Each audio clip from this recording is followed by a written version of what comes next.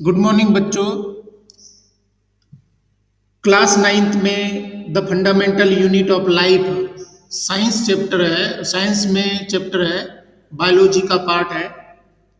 The fundamental unit of life, the unit of life, उसको आज हम पढ़ेंगे। फंडामेंटल यूनिट ऑफ लाइफ का मतलब है कि जहाँ लाइफ है उसका फॉर्मेशन और जिसकी फंक्शनिंग होती है, उस यूनिट को, उस वर्किंग यूनिट को, उस स्ट्रक्चरल यूनिट को सेल बोलते हैं। और इसके बारे में आज डिटेल में हम चर्चा करेंगे। सबसे पहले what is a cell, cell क्या है उसके बारे में बात करते हैं। We know that the body of all living organism is made up of cells which carry out certain basic functions. Hence, the cell are called basic structural and functional units of living organism.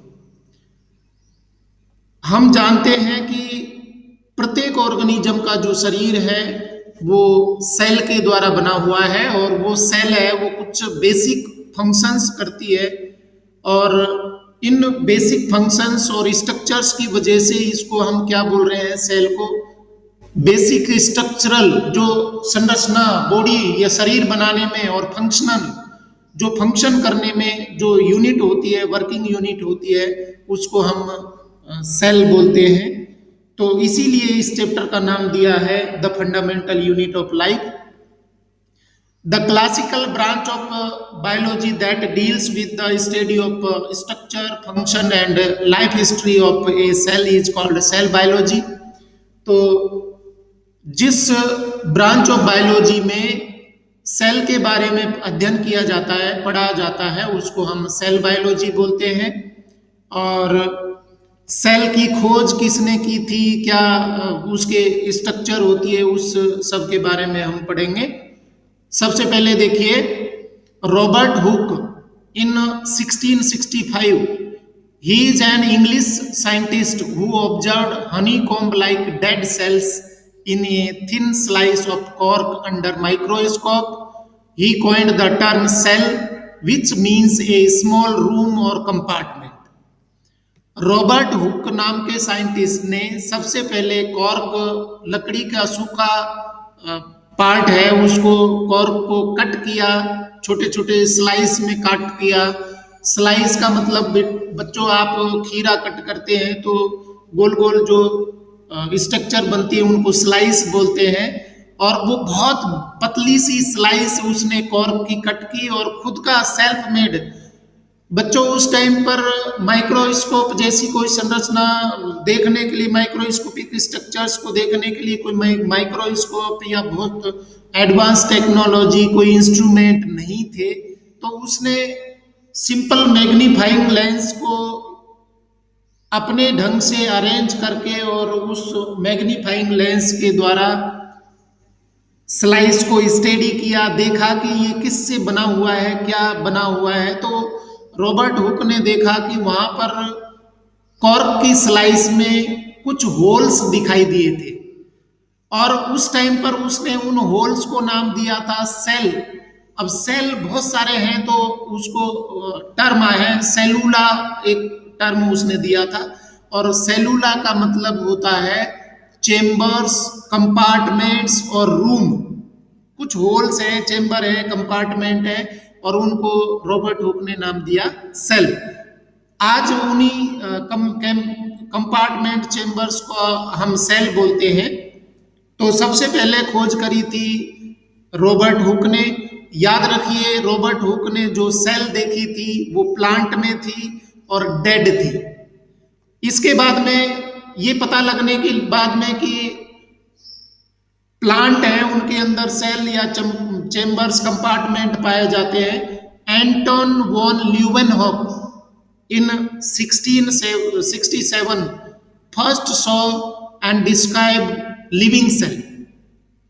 Robert Hooke ने dead cell देखी थी, जबकि Anton van Leeuwenhoek ने living cell को observe किया। वहां पर भी उसने सिंपल मैग्नीफाइंग लेंस के द्वारा इसको ऑब्जर्व किया। और इन्होंने सबसे पहले एनिमल सेल को भी देखा था। ल्यूवेनहॉक ने ही सबसे पहले एनिमल सेल को ऑब्जर्व किया था।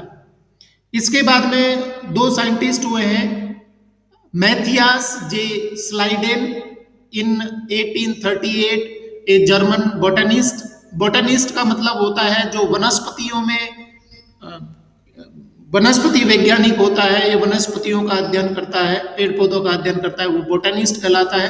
Based on his studies in different plant cells and Theodore Schwann, दूसरा साइंटिस्ट है Theodor Schwann in 1839, a British zoologist. Zoologist का मतलब होता है जीव विज्ञानी या जो जंतु विज्ञानी होता है, जो जंतुओं का अध्ययन करता है, उसको जूलॉजिस्ट बोलते हैं।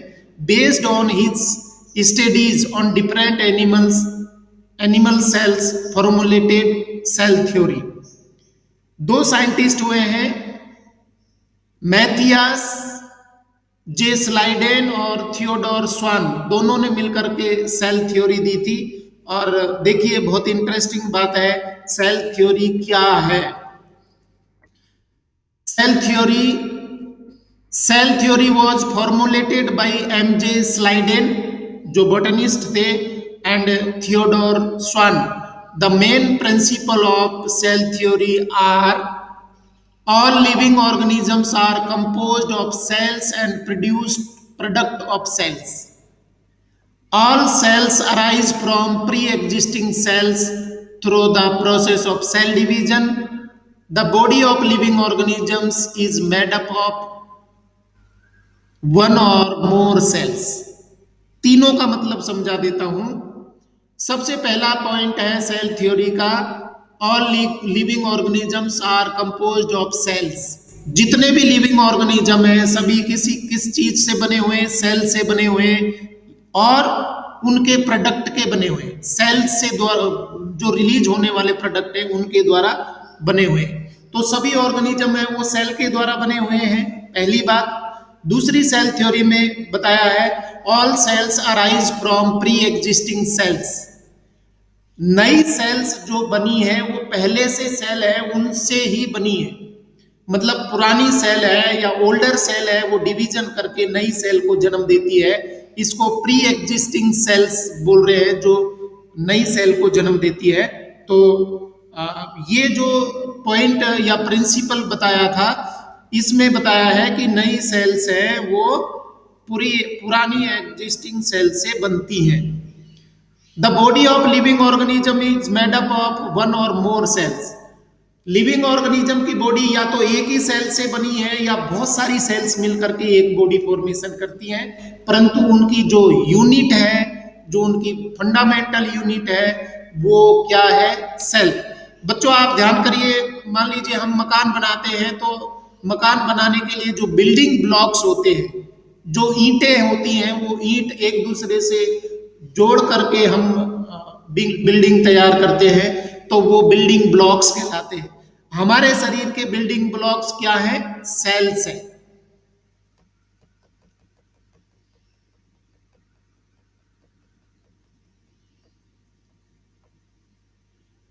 Organism show variety in cell number, shape and size. अलग अलग ऑर्गेनिज्म में सेल का नंबर, सेल की शेप, सेल की साइज अलग अलग होती है, सभी में एग्जैक्टली सेम नहीं होती।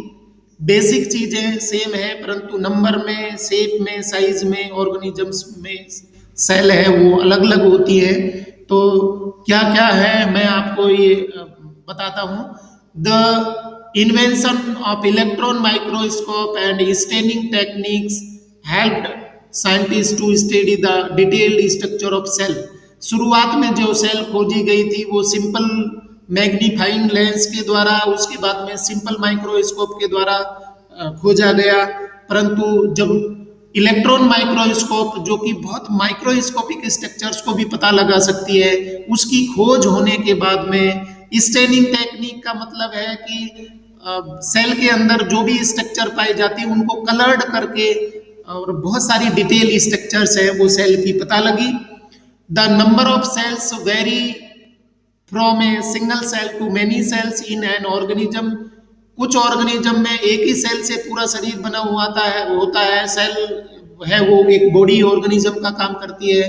कुछ ऑर्गेनिजम्स हैं उनमें दो सेल होती है, चार होती है, या बहुत सारी मल्टीपल सेल्स होती है।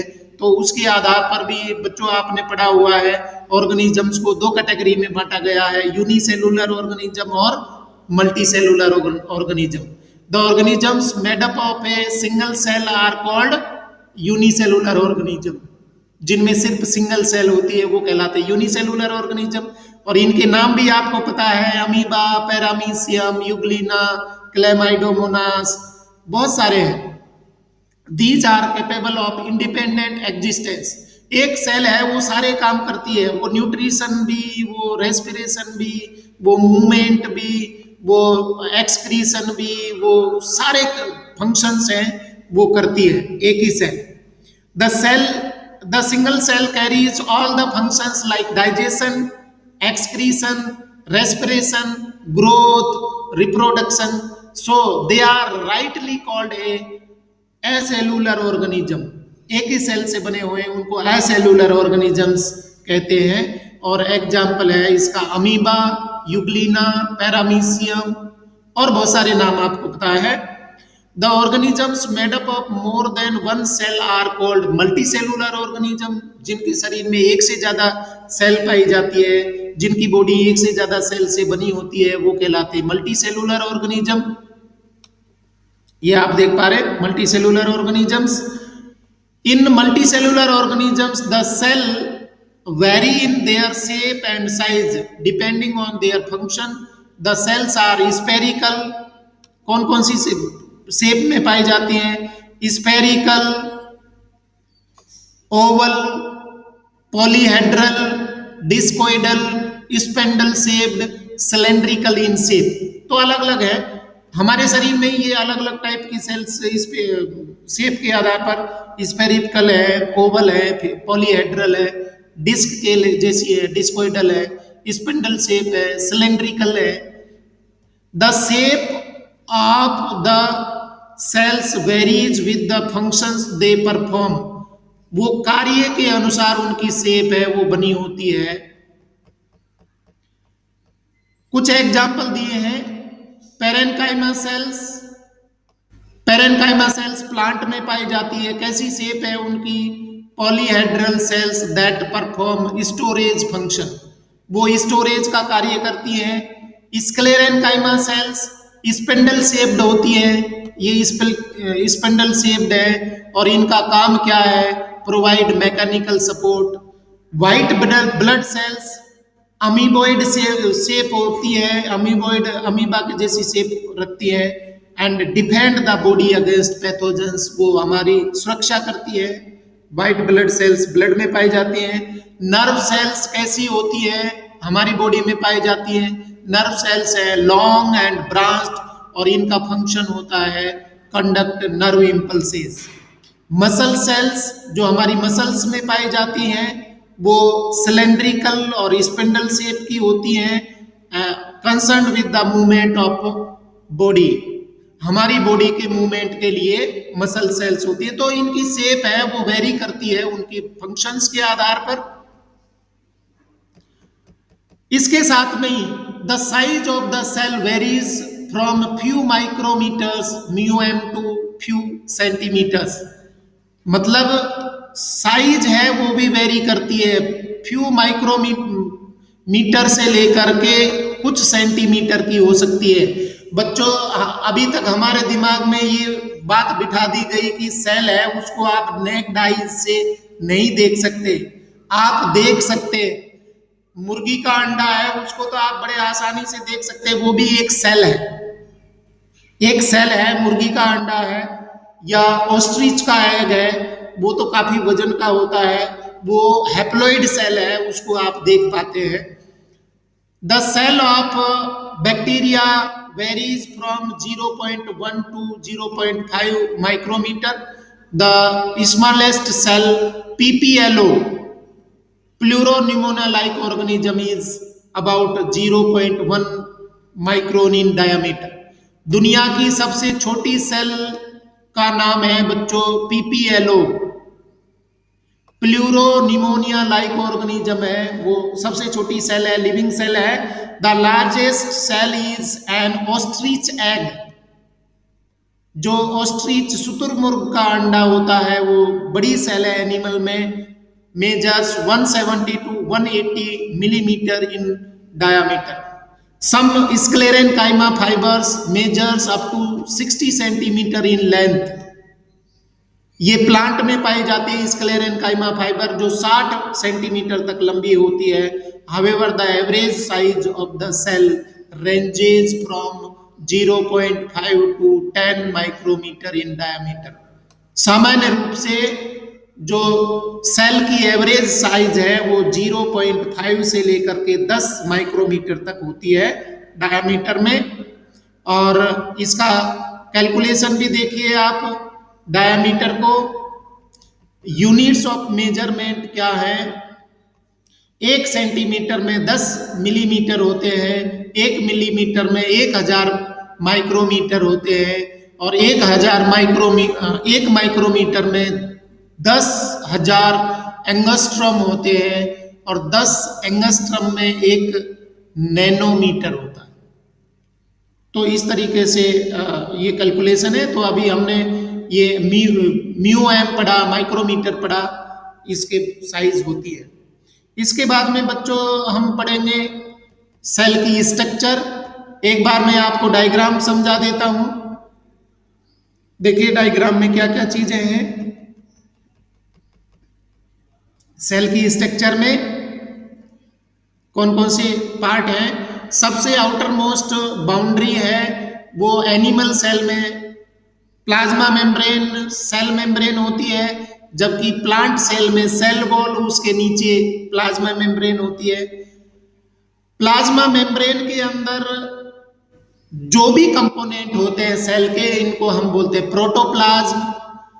अब प्रोटोप्लाज्म में क्या क्या चीजें हैं आप देख सकते हैं कि प्रोटोप्लाज्म में जो स्ट्रक्चर आपको दिख रही है, बहुत सारी स्ट्रक्चर आप देख पा रहे हैं, ये सारी स्ट्रक्चर्स हैं वो कहलाती है ऑर्गेनेल्स। सेल के अंदर जो स्ट्रक्चर पाई जाती हैं उनको हम कहते हैं सेल ऑर्गेनेल्स। तो बहुत सारे सेल ऑर्गेनेल्स है, जैसे न्यूक्लियस है, माइटोकॉन्ड्रिया है, एंडोप्लाज्मिक रेटिकुलम है, लाइसोसोम है, राइबोसोम्स है, गोल्जी अपरेटस है, सेंट्रियोल्स है, बहुत सारी स्ट्रक्चर्स हैं वो इसके अंदर दिखाई दे रही है। ये सारी स्ट्रक्चर्स को हम कहते हैं सेल ऑर्गेनेल्स। और इन सारी स्ट्रक्चर्स को अगर सेल में से अलग कर दें तो जो बाकी बचा हुआ फ्लूइड है, मैट्रिक्स है, वो बच्चों कहलाता है साइटोप्लाज्म। अब सेल ऑर्गेनेल्स कौन कौन से हैं उनके बारे में भी हम डिटेल में पढ़ेंगे। प्लांट में कौन कौन से सेल ऑर्गेनेल पाए जाते हैं, एनिमल सेल में कौन कौन से सेल ऑर्गेनेल्स पाए जाते हैं, उनके क्या फंक्शंस हैं, वो सारे हम डिटेल में चर्चा करेंगे। सबसे पहले आपकी स्लाइड में क्या दिया हुआ है वो देखिए। Cell structure and function. A typical cell has an outer non living layer called cell wall, जिसमें प्लांट सेल है तो उसके ऊपर सेल वॉल मिलेगी। The cell membrane is present below the cell wall. The cell membrane encloses protoplasm. Cell membrane के अंदर जो भी चीज भरी होती है उसको हम प्रोटोप्लाज्म बोलते हैं। The protoplasm has a semi fluid, has many membrane bound structures. बहुत सारी संरचनाएं मेम्ब्रेन बाइंड स्ट्रक्चर्स है। वो मेम्ब्रेन बाइंड स्ट्रक्चर्स को हम बोल रहे हैं, अभी मैंने बताया था आपको मेम्ब्रेन बाउंड स्ट्रक्चर्स हैं endoplasmic reticulum, Golgi bodies, mitochondria, plastids, microtubules, vacuoles, ये सारी स्ट्रक्चर है वो क्या कहला रही है, cell organelles. And non membranous structures, कुछ नॉन मेम्ब्रेन बाइंड स्ट्रक्चर्स भी पाई जाती हैं सेल के अंदर, सेंट्रोसोम एंड राइबोसोम्स। ये देखिए राइबोसोम्स और centrosomes, these are called cell organelles. सभी मिलकर के क्या कहलाते हैं, सेल ऑर्गेनेल। और सेल ऑर्गेनेल्स को अलग करके अगर हम देखते हैं तो बाकी बचा हुआ फ्लूइड है, मैट्रिक्स है, वो क्या कहलाता है, cytoplasm. Without these cell organelles is called cytosol. The cytoplasm also contains non living inclusions, कुछ नॉन लिविंग इंक्लूजन होते हैं। इंक्लूजन का मतलब पड़ी हुई चीजें हैं, जैसे ergastic substances and cytoskeleton, microfilaments and microtubules. यहाँ आप देख पा रहे हैं ये कुछ स्ट्रक्चर्स है, पाइप जैसी स्ट्रक्चर, स्ट्रॉ जैसी स्ट्रक्चर पड़ी हुई है, इनको साइटोस्केलेटन या माइक्रोट्यूब्यूल्स कहते हैं।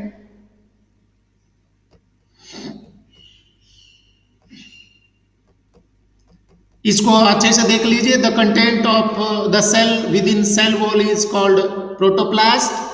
The cytoplasm without living cell organelle is called cytosol. अगर उसमें से लिविंग ऑर्गेनिजम्स को निकाल दें तो साइटोसोल। प्लांट और एनिमल सेल दोनों ही हमने देखी। दोनों सेल के कंपैरिजन देखिए, प्लांट और एनिमल सेल में क्या क्या डिफरेंसेस पाए जाते हैं, या अपने छोटी कक्षाओं में पढ़े हुए हैं। Comparison of plant and animal cell, plant cell और एनिमल सेल। प्लांट सेल में सेल वॉल इज प्रेजेंट, जबकि एनिमल सेल में सेल वॉल इज एब्सेंट। यहाँ पर सेल वॉल नहीं पाई जाती। प्लांट सेल में जो सेल वॉल पाई जाती है वो सेल वॉल सेलुलोज की बनी होती है। Centrioles are absent, plant cell में सेंट्रियोल एब्सेंट होते हैं, जबकि एनिमल सेल में centrioles are present. Plastids are present, plant cell में प्लास्टिड पाए जाते हैं, क्लोरोप्लास्ट, ल्यूकोप्लास्ट, क्रोमोप्लास्ट, जो फोटोसिंथेसिस के लिए काम आते हैं, स्टोरेज के लिए, कलरेशन के लिए काम आते हैं, वो प्लास्टिड कहलाते हैं। और ये स्ट्रक्चर है प्लास्टिड्स हैं वो एनिमल सेल में एब्सेंट होती है। इनमें have large vacuole, plant cell में वैक्यूल पाई जाती है, जबकि एनिमल सेल में may have small vacuoles. Plant cell में सेल वो ये लार्ज वैक्यूल मिलती है, जबकि एनिमल सेल में वैक्यूल्स मिलेंगी तो उनकी साइज है वो छोटी होती है। अब यहाँ देखिए सेल को आप उसके कंपोजिशन के बारे में अगर बात करें कि क्या क्या कंपोनेंट्स होते हैं सेल में, स्ट्रक्चर को आप कैटेगराइज करें तो सबसे पहले सेल है। सेल, प्लांट सेल में यहाँ पर सेल वॉल मिलती है, और जो बाकी सेल वॉल के अंदर जो भी कंपोनेंट्स हैं उनको बोल रहा है यहाँ पर प्रोटोप्लास्ट। प्रोटोप्लास्ट को फिर से कैटेगराइज किया है। प्रोटोप्लास्ट की जो आउटर पार्ट है, कवरिंग है, मेम्ब्रेन है, वो सेल मेम्ब्रेन, और इसके अंदर सेल मेम्ब्रेन के अंदर जो भी फ्लूइड है उसको प्रोटोप्लाज्म बोल रहे हैं। प्रोटोप्लाज्म है उसको फिर से कैटेगराइज किया है दो पार्ट में, साइटोप्लाज्म एंड न्यूक्लियस। साइटोप्लाज्म है इसको फिर से कैटेगराइज किया साइटोसोल। अगर साइटोप्लाज्म में से सेल ऑर्गेनेल निकाल देंगे तो साइटोसोल हो जाएगा, और ये दूसरा पार्ट है उसका सेल ऑर्गेनेल्स। और यहाँ पर प्रोटोप्लाज्म का दूसरा पार्ट न्यूक्लियस। न्यूक्लियस में क्या क्या चीजें हैं, nuclear membrane, nucleoplasm, chromatin threads और न्यूक्लियोलस, ये सारी न्यूक्लियस के अंदर पाई जाती है।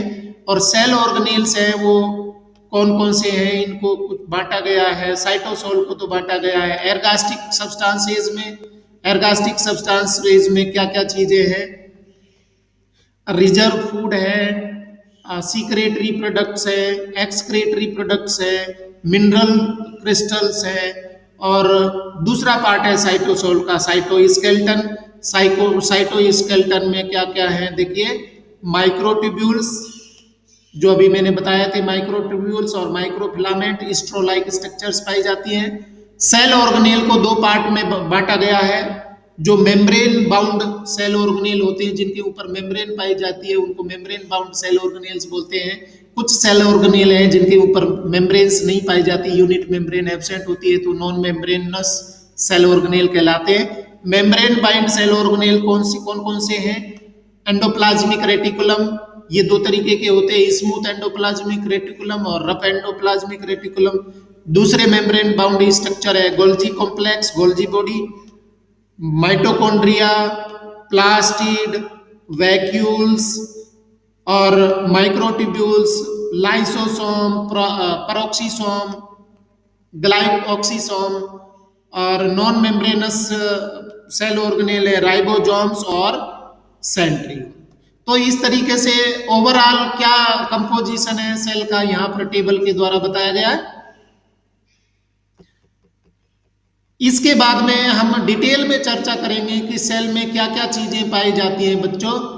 तो सबसे पहले जो आउटर मोस्ट कवरिंग होती है जो कि प्लांट सेल में पाई जाती है, बैक्टीरियल सेल में पाई जाती है या फंगल सेल में पाई जाती है, वो है cell wall. Outermost covering है वो प्लांट, बैक्टीरियल और फंगल सेल में मिलती है, वो कहलाती है सबसे बाहर की boundary cell wall. It is an outer non living rigid layer of cell. It is present in bacterial cells. किस किस में सेल वॉल मिलती है? Bacterial cell, fungal cell and plant cell. याद रखिए सेल वॉल तो बैक्टीरियल और fungal और प्लांट सभी में मिलती है, परंतु केमिकल कंपोजिशन में इनमें अंतर होता है। It is permeable membrane chiefly composed of cellulose. Plant cell में ये सेलुलोज की बनी होती है, फंगल सेल में ये काइटिन की बनी होती है और बैक्टीरियल सेल में ये म्यूरिन की या पॉलीसेकेराइड की बनी होती है। इट गिव्स रिजिडिटी, वो हार्ड होती है, रिजिड होती है, टफ होती है। और ये क्या काम करती है? सेल वॉल प्रोटेक्शन का काम करती है, मैकेनिकल सपोर्ट देती है। ये उसके सेल वॉल के काम हो गए जिसके भी ऊपर है, प्लांट, एनिमल या बैक्टीरियल, प्लांट, बैक्टीरियल और फंगल सेल में।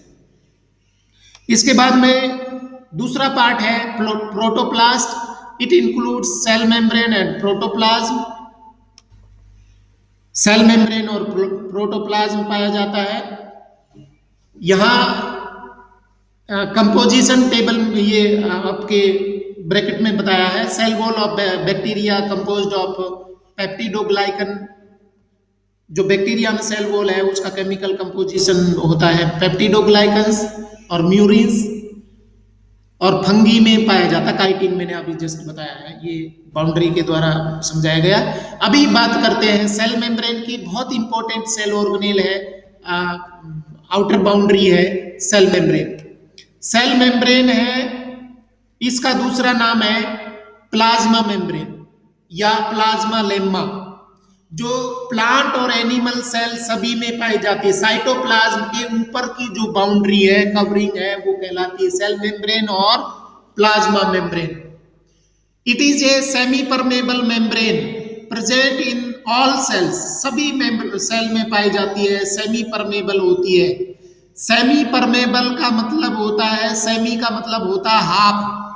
एक तो परमेबल होता है कि कोई भी चीज अंदर जाती है सेल में, कोई भी चीज बाहर आती है, तो उसको हम परमेबल सेल बोलते हैं। और सेमी परमेबल का मतलब है सेलेक्टेड। ऐसा नहीं कुछ भी अंदर जाएगा कुछ भी बाहर आएगा। सेलेक्टेड मटेरियल्स को अंदर जाने देती है, सेलेक्टेड मटेरियल्स को बाहर आने देती है, अलाउ करती है। इसलिए इसको क्या बोलते हैं? सेमी परमेबल मेम्ब्रेन या selectively permeable membrane. It is present below the cell wall in plant cell and outermost membrane in cell animal cell. अगर प्लांट सेल है तो आउटर मोस्ट वॉल तो होगी सेल वॉल और उसके सेकंड नंबर पर होगी सेल मेम्ब्रेन। परंतु अगर एनिमल सेल की बात करें तो वहां पर आउटर मोस्ट बाउंड्री कौन है? Cell membrane. It is composed of polysaccharide, phospholipids, protein and carbohydrate, cholesterol. अगर आपसे पूछे कि सेल मेम्ब्रेन कौन कौन सी चीजों से बनी है या what is the chemical composition of the cell membrane, तो your answer should be phospholipids, proteins, carbohydrate and cholesterol. तो आप यहां देख पा रहे हैं एक सेल मेम्ब्रेन की स्ट्रक्चर। सेल मेम्ब्रेन की स्ट्रक्चर को सबसे पहले समझाया था, बताया था S.J. सिंगर और G. निकलसन ने। इसकी स्ट्रक्चर को बताया था, मॉडल दिया था, proposed fluid mosaic model to describe the structure of plasma membrane. उन्होंने बताया कि प्लाज्मा मेम्ब्रेन है वो फ्लूइड मोजेक मॉडल के रूप में काम करती है। फ्लूइडिटी, कहीं पर कोई सब्सटेंस अंदर लेना या बाहर निकालना है तो फ्लूइड के जैसा काम करता है, उसको घोल के बाहर निकाल देती है। और कहीं पर वो स्ट्रक्चरल बैरियर का काम करती है, इसलिए इसको नाम दिया था फ्लूइड मोजेक मॉडल। किसने दिया था ये? सिंगर और निकोलसन ने। अब आप देखिए यहाँ पर आप सैंडविच के जैसी दो स्ट्रक्चर देख पा रहे हैं बच्चों।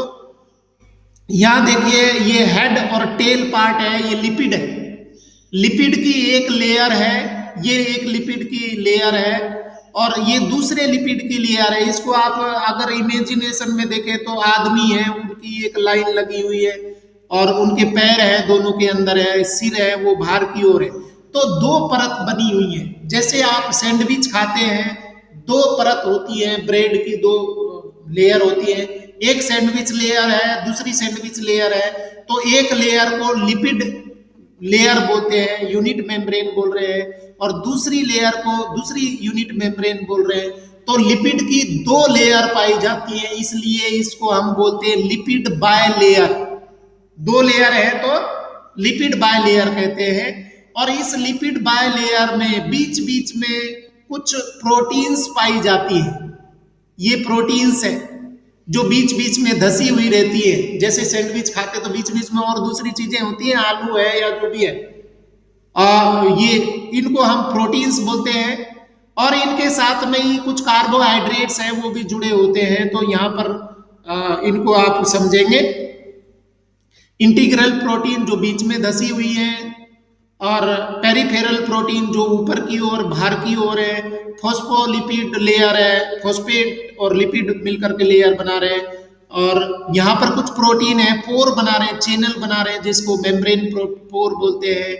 Non polar region repel water, जो अंदर का एरिया है वो वाटर को रिपेल करता है, जबकि हेड पार्ट है वो वाटर को अट्रैक्ट करता है। कार्बोहाइड्रेट्स है वो चेन के रूप में पाए जाते हैं। तो इस तरीके की स्ट्रक्चर है वो सेल मेम्ब्रेन या प्लाज्मा मेम्ब्रेन की पाई जाती है। Fluid mosaic model Singer Nicolson ने दिया था, उसके बारे में देखिए। Fluid mosaic model of plasma membrane function, it allows the outward and inward movement of molecules across it.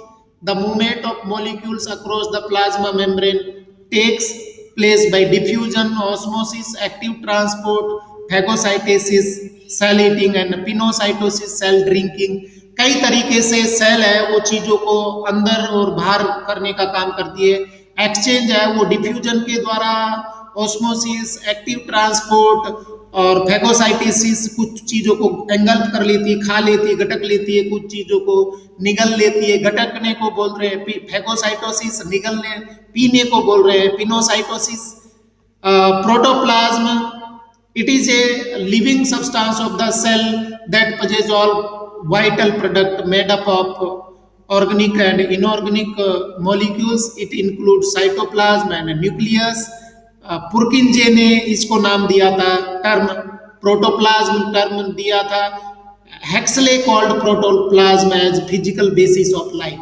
हेक्सले ने इसको फिजिकल बेसिस ऑफ लाइफ बोला था। इसके बाद में नेक्स्ट है cytoplasm.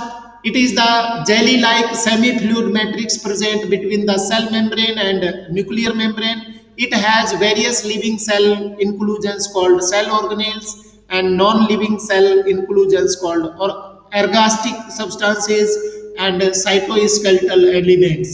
The cytoplasm without cell organelle is called cytosol। तो बच्चों इस तरीके से ये स्ट्रक्चर्स हैं। ये आज का वीडियो है वो यहीं तक हम इसको डिस्कस करेंगे। मेम्ब्रेन बाउंड सेल ऑर्गेनेल्स है वो नेक्स्ट वीडियो में पढ़ेंगे। तो आप कंटिन्यूअसली हमारे साथ में जुड़े रहिए और देखते रहिए वीडियो। नेक्स्ट वीडियो होगा membrane bound cell organelles present in cytoplasm और in the cell, the fundamental unit of life. Thank you very much.